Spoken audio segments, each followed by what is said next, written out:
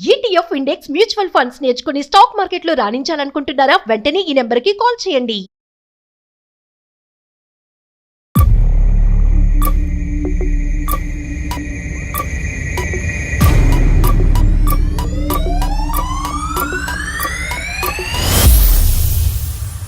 అప్పుడు మీ అతనితో వెళ్ళిపోవటం స్వార్థం. అక్కడికి వెళ్ళి 15 సంవత్సరాల పాటు వీళ్ళు కాళ్ళ వేళ పడుతుంటే కనుక వీళ్ళని మెడ పట్టుకుని నెట్టేయటం అక్కడ కూడా స్వార్థం. చెల్లి మొగుడిని తీసుకొని మాట్లాడటానికి అసహ్యంగా అనిపిస్తోందండి. సారీ. ఇప్పుడు నా హస్బెండ్ కూడా లేరు మేడం, నా హస్బెండ్ కూడా చనిపోయారు.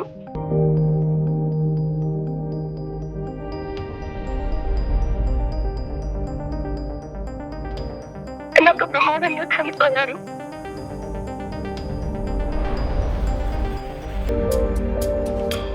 మళ్ళీ ఎందుకు చేసుకున్నావు నాకు ఫోను?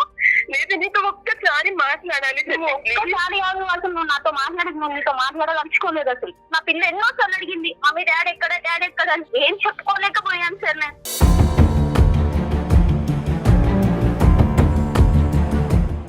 నిజమేనే, అప్పుడు ఏదో తెలియక తప్పు చేశాను.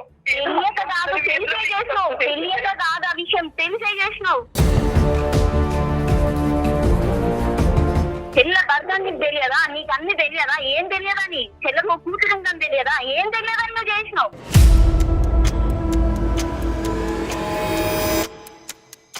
మా నాన్నకి నీ కాళ్ళు పట్టుకుంటానే. ఈ రోజు నీకు బాగా రాగానే నీకు చెల్లి కాళ్ళు మొక్కుతానంటున్నావా? నాతో పుట్టి, నాతో ఉండి, నాతో చేసి నీకు ఎలా చేయాలనిపించింది అప్పుడు? నువ్వు వెళ్ళి వాళ్ళని సుఖపెట్టట్లేదు, సంతోష పెట్టట్లేదమ్మా. నువ్వు వాళ్ళకి సుఖానికంటే బాధనే ఎక్కువ ఇచ్చింది దాని అవుతుంది. ఎన్ని కౌన్సిలింగ్లు చేసి ఏ విధంగా నీతో మాట్లాడినా కూడా నీ బాధని మేము తీర్చేది కాదు. కానీ డెసిషన్ పూర్తిగా మీదేనండి.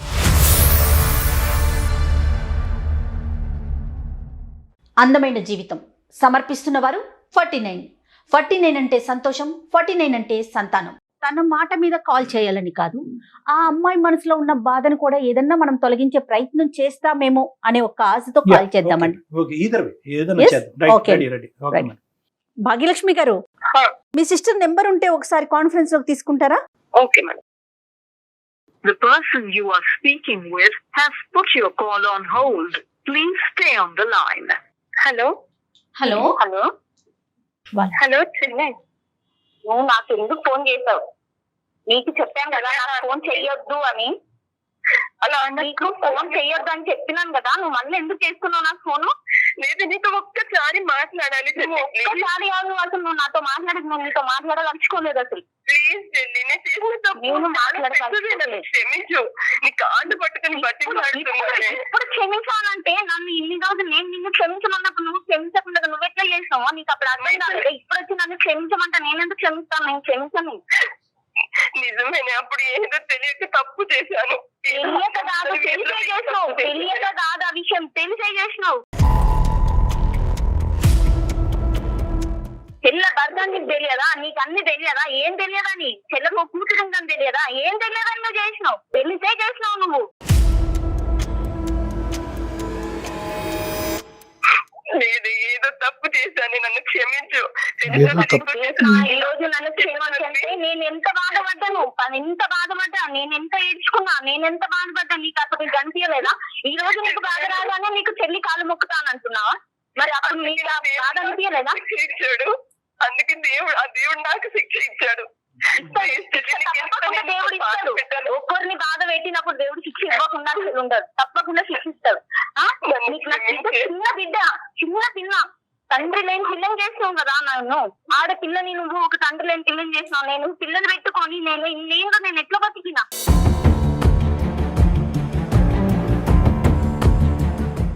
ఎవరితో ఎన్ని మాటలు పడ్డాను, ఎంత బాధపడ్డాను నేను, ఎంతగానో నేర్చుకున్నాను నేను. నా ఏడుపప్పుడు నీకు గంటిలో ఈ రోజు ఏం కరిగిపోవాలా?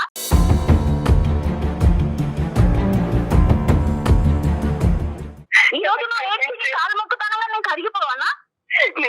ఆ రోజు నీకు తెలియలేదా? అదే నేను చేసింది తప్పు అన్న విషయం నీకు తెలియలేదా? అప్పుడు నువ్వు నువ్వు నన్ను 10 సార్లు చెల్లె అంటున్నావు. చెల్లె అన్న ప్రేమ ఉంటే నువ్వు ఇలా చెయ్యకపోయేదానివి. ఈ రోజు నన్ను 10 సార్లు చెల్లె అన్నాను బదులు నువ్వు నాతో పుట్టి, నాతో ఉండి, నాతో చేసి నీకు ఎలా చేయాలనిపించింది అప్పుడు? నీకు అప్పుడు అర్థం కాలేదా? ఈ రోజు వచ్చి నీకు ఆల్మోస్తానే నేను అస్సాం పిలవడానికి కూడా నాకు నోరు వస్తలేదు అసలు. నువ్వు అన్ని పోయినావని అనుకున్నా కానీ నువ్వు బతుకున్నావని నా దృష్టిలో లేదు. మా నాన్నకి నీ కాళ్ళు పట్టుకుంటానే కాళ్ళు పట్టుకున్నా నేను వినను. ఒక్క నిమిషం. భాగ్యలక్ష్మి గారు, మేము సుమన్ టీవీ అందమైన జీవితం ప్రోగ్రామ్ నుంచి అండి. నాతో పాటు డాక్టర్ కళ్యాణ్ చక్రవర్తి గారు ఉన్నారు. మీ సిస్టర్ ఇప్పుడే మాతో మాట్లాడారండి. మీ అక్కగారు అనుభవించేటటువంటి బాధ బహుశా సమాజంలో చాలా మందికి ఒక పాఠం, ఒక గుణపాఠం. అంటే నేనే గర్వం, నాకు అన్నీ ఉన్నాయి అనేటటువంటిది ఆవిడ చేసినటువంటి తప్పుకి ఈరోజు ఆవిడ అనుభవిస్తుంది. ఈరోజు ఆవిడ రావటానికి కారణం కూడా బహుశా వాళ్ళిద్దరూ లేరు, భర్త లేడు, కొడుకు లేడు అనేటటువంటి ఉద్దేశంతో ఆ ఒంటరితనం నుంచి బయటపడటానికి నా అనేటటువంటి వాళ్ళు ఎక్కడ దొరుకుతారు అని వెతుక్కుంటూ ఈరోజు నాగలక్ష్మి వచ్చింది. నువ్వు తప్పు ఒక్కసారి చేయటం కాదు, తప్పు 15 సంవత్సరాల పాటు చేస్తూనే ఉన్నావు. అవతల వాళ్ళు నరకం అనిపిస్తున్నా కూడా నా స్వార్థం ఇంపార్టెంట్, నా కొడుకు, నేను తెచ్చుకున్న భర్త, ఉంచుకున్న భర్త, సారీ తప్పుగా మాట్లాడుతున్నాను, ఉంచుకున్న చెల్లెల భర్తని ఇదే జీవితం అనుకుంటూ గుడ్డిగా బతికేవు. ఇప్పుడు సడన్గా వాళ్ళు చనిపోయేటప్పటికి మళ్ళీ చెల్లి గుర్తు వచ్చింది. ఇప్పుడు చెల్లి జీవితంలోకి మళ్ళీ వెళ్ళి నిప్పులు పోయాలని పోతున్నావమ్మా అని అడిగాం. లేదు సార్, నేను ఒంటరితనం బతకలేకపోతున్నాను, తను నన్ను ఏం చేసినా పర్వాలేదు, తన కాళ్ళ దగ్గరైనా నేను ఉంటాను అనేసి అంటున్నారు. అంటే ఇప్పుడు 2 విధాలుగా చూడొచ్చు భాగ్యలక్ష్మి. ఒకటి, నిజంగా అమ్మాయి పశ్చాత్తాపం పొంది ఇంకా జీవితాంతం నీ కాళ్ళ దగ్గర చెప్పులాగా బతికి తను చేసినటువంటి తప్పుకి పశ్చాత్తాపంగా బతకాలి అనేటటువంటి ఒక ఉద్దేశం చూడొచ్చు. రెండో ఉద్దేశం ఏంటంటే, అరే ఒంటరితనంలో ఉండలేకపోతుంది కాబట్టి మళ్ళీ ఇంకో మనిషిని ఎత్తుక్కుంటూ ప్రపంచం అంతా చీతూ అంటారు కాబట్టి ఎవరైనా క్షమిస్తే కనుక ఏకైక మనిషి చెల్లే కాబట్టి చెల్లి దగ్గరకు వస్తుండేటటువంటి కారణం అయ్యన్నో ఉండొచ్చు. ఏదేమైనా ఆ అమ్మాయి కారణాలు తీసి పక్కన పెడితే నీ బాధ మాత్రం ఎప్పటికీ ఏం చేసినా కూడా తీరేది కాదు. మేము ఎన్ని కౌన్సిలింగ్లు చేసి ఏ విధంగా నీతో మాట్లాడినా కూడా నీ బాధని మేము తీర్చేది కాదు. కానీ డెసిషన్ పూర్తిగా మీదేనండి. అక్కతో మాట్లాడాలా వద్దనేది, అంతే కదా డాక్టర్ గారు? అమ్మా ఒక్కసారి అంటే మీరిద్దరు మాట్లాడారు సార్.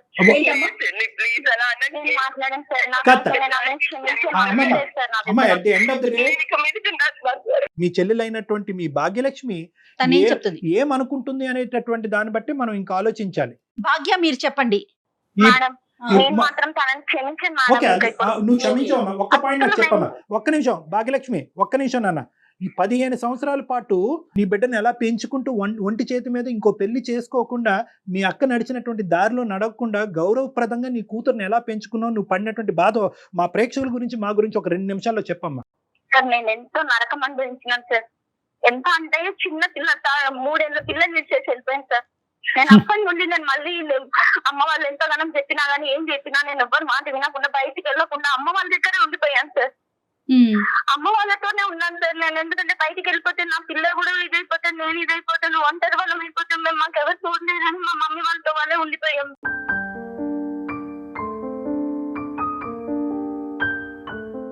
చుట్టుపక్కల వాళ్ళతో మేము ఎన్ని మాటలు పడ్డాం సార్. అదే దీని భర్త విడిచిపోయింది, వీళ్ళ అక్క తీసుకొని వెళ్ళిపోయింది, దీని జీవితమైంది అని. పక్కన నేను పుట్టిన ఇంట్లో ఉండి బయటకు వెళ్ళలేని పరిస్థితులలో ఉన్నాను సార్ నేను.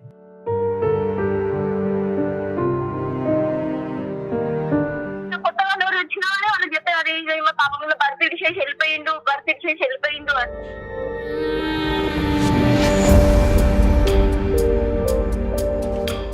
అదంతా బాగా నాకు పాప మీద పడింది సార్. తండ్రి లేడు పిల్లకి, ఇట్లా చేసింది అట్లా చేసింది అని అన్ని నేను భరించుకుంటూ వచ్చాను సార్ నేను.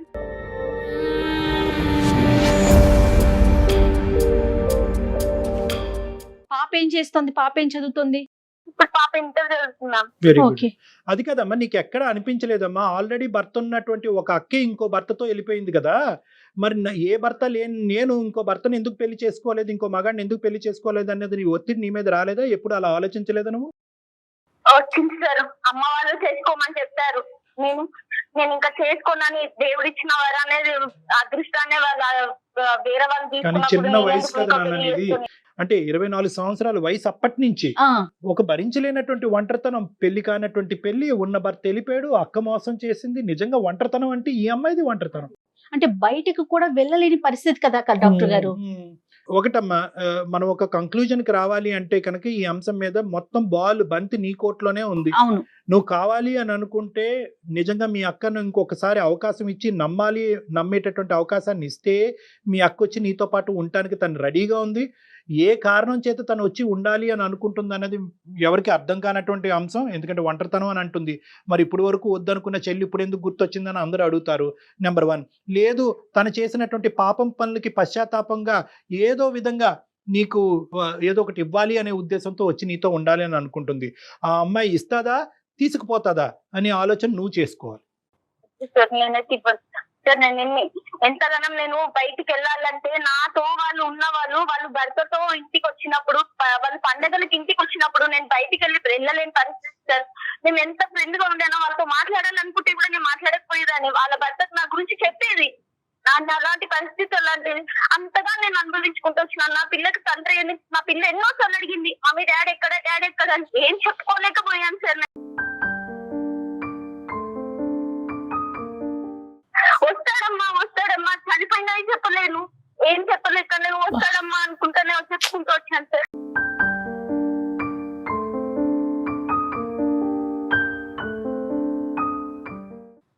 నాకు మా మదలు ఉంది, వదిన ఉంది, వాళ్ళతో మేము ఎన్ని బాధలు పడ్డామో మాకు తెలుసు సార్. నా బిడ్డని నన్ను ఎంత కష్టపెట్టారో వాళ్ళు. ఎందుకంటే నేను అమ్మకు కూడా చెప్పుకోలేను. ఎందుకంటే మన ఏదైనా గొడవ అయితే వాళ్ళ జీవితాలంతా నాశనం అయిపోతాయి.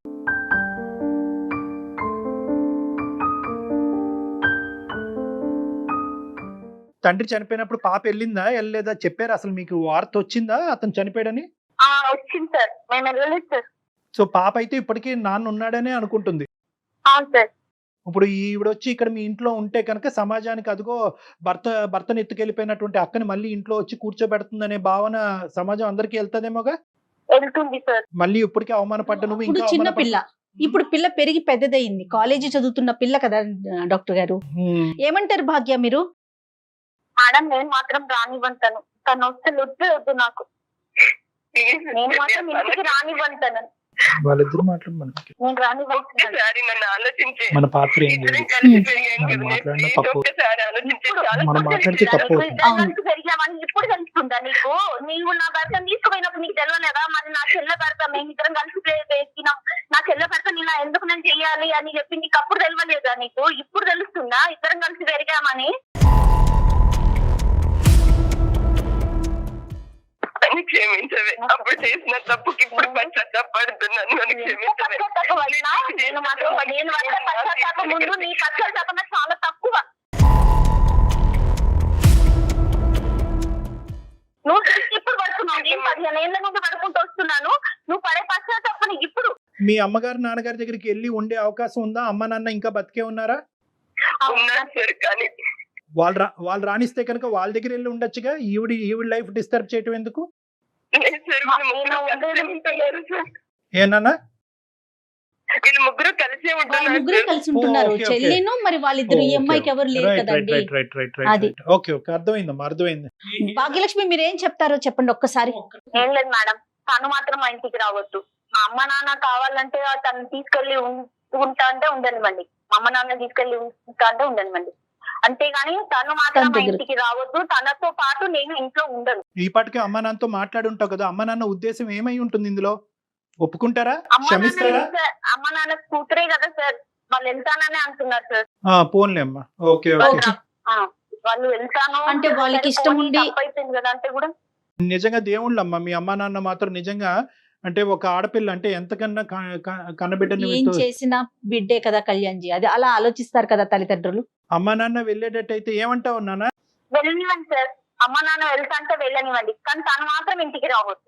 ఓకే చెల్లి అలా నాకు నేను చేసిన ద్రోహానికి నేను నిజంగా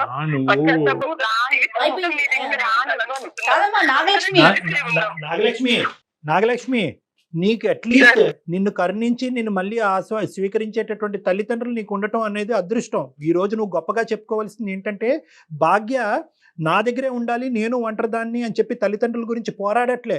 నీ దగ్గరికి తల్లిదండ్రులను పంపిస్తున్న అమ్మాయి యొక్క మనసు ఇప్పటికైనా అర్థం చేసుకోండి. నీకన్నా చిన్నదైనా కూడా ఇప్పుడు నీ ఒంటరితనం తీర్చడం గురించి తన ఒంటరి అవటానికి రెడీగా ఉంది నీ చెల్లెలు. ఇంకా చాలు, ఇంకా చాలు, నువ్వు అనుకున్న దానికంటే ఎక్కువ వచ్చింది. ఒంటరిగా ఇప్పుడు నేను వదలలేను సార్. ఇన్ని దెబ్బలు తగిలాయి, ఇంత నేను ఒంటరిగా వదలలేను. అందుకే తనతో తల్లిదండ్రులతో తనతో మేమందరము సంతోషంగా ఉండాలనుకుంటున్నాము. మీరు వెళ్తే ఆ సంతోషం లేదంటున్నారండి.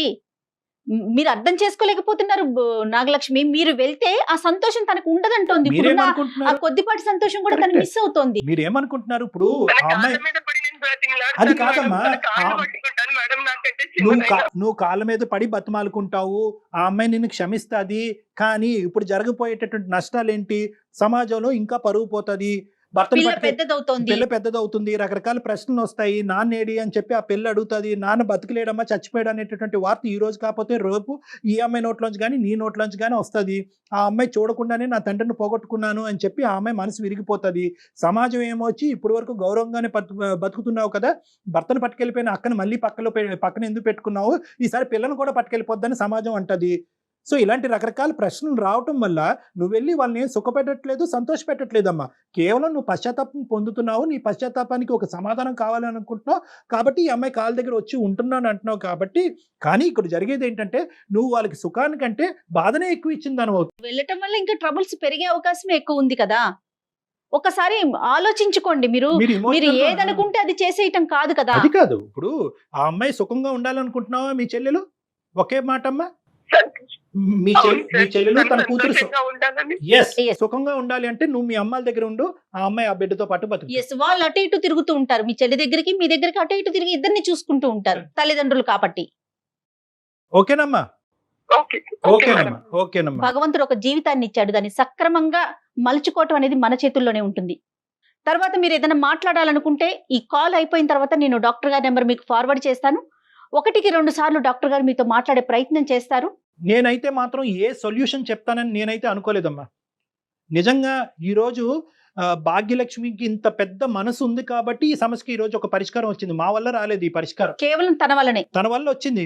ఓకే, మా అక్క ఇంత బాధపడుతుంది, ఒంటరిగా ఉంది, భర్త పోయాడు, కొడుకు పోయాడు కాబట్టి తల్లిదండ్రులను అక్కడ పంపించి ఆ ఒంటరితనాన్ని నేను గ్యాప్ నింపుతాను అనే పెద్ద ఉద్దేశంతో ఈ రోజు భాగ్యలక్ష్మి మాట్లాడటం వల్ల ఈ సమస్యకు ఒక పరిష్కారం దొరికింది. ఎప్పటికైనా కూడా నువ్వు జీవితంలో మీ చెల్లెల్ని ఒక దేవతలా పూజించాలి, ఆ దేవత దగ్గరికి వెళ్లకుండా ఉండటమే మంచిది అన్నది నా అభిప్రాయం. Thank you. Right Bhagyalakshmi. Thank okay. కాదండి, ఇప్పుడు కూడా మనము నిజంగా మెచ్చుకోవాల్సింది వాళ్ళ చెల్లినే కదా డాక్టర్ గారు. 100% కదా. ఆ అమ్మాయి తల్లిదండ్రులు కూడా నేను పంపించును, నీ చావు నువ్వు చావు అనింది అనుకోండి, అంతే, ఏమవుతుంది? చాలా గ్రేట్. అమ్మాయికి మనం చేతులెత్తి మొక్కొచ్చు, చెప్పొచ్చు కూడా. అవును, కరెక్ట్. విచిత్రమైన సంఘటనలు అండి, వింత పోకళ్ళు, విచిత్రమైన సంఘటనలు. నాగలక్ష్మి ఏమైనా మాట్లాడాలనుకుంటే మీరు ఒకసారి మాట్లాడే ప్రయత్నం చేయండి. తప్పకుండా any time. Thank you Kalyan ji. నమస్తే. అందమైన జీవితం సమర్పిస్తున్న వారు 49. 49 అంటే సంతోషం, 49 అంటే సంతానం.